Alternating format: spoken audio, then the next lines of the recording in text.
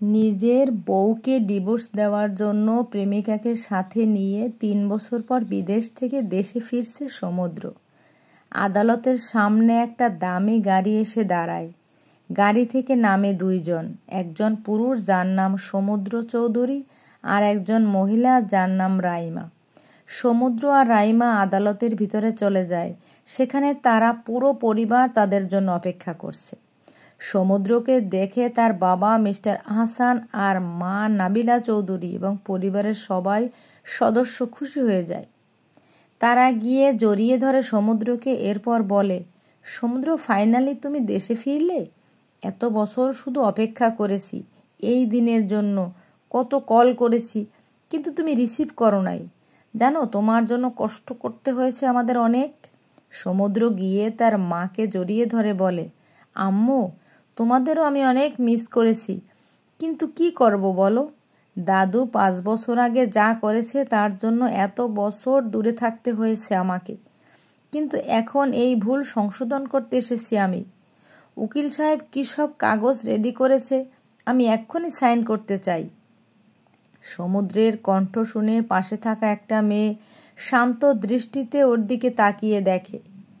সেই বিয়ের দিন সমুদ্রকে দেখেছে সে, আর আজ ৫ বছর পর আবার দেখছে। একটা চেয়ারের মধ্যে বসে রয়েছে নূতন, তার চোখ এখনো সমুদ্রের মধ্যে সীমাবদ্ধ। নিজের স্বামীকে এক নজর দেখার জন্য সে ৫ বছর অপেক্ষা করছে, তবে আজকে হয়তো তার শেষ দেখা, কারণ অল্প সময়ের মধ্যে তার আর সমুদ্রের মধ্যে সব কিছু শেষ হয়ে যাবে।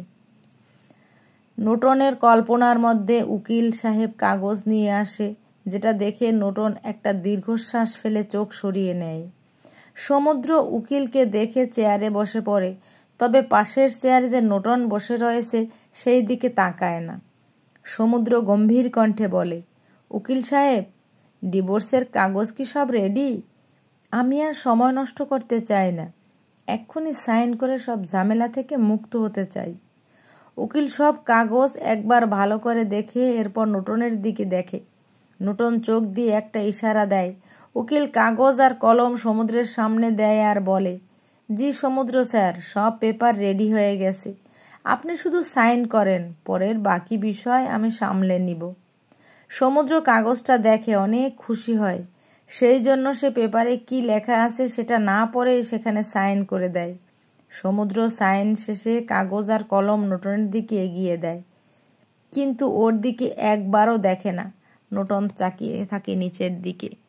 এভাবেই একটা সুখের সংসার এক নিমিষেই চোখের পলকেই ভেঙে গেল সবার চোখের সামনে।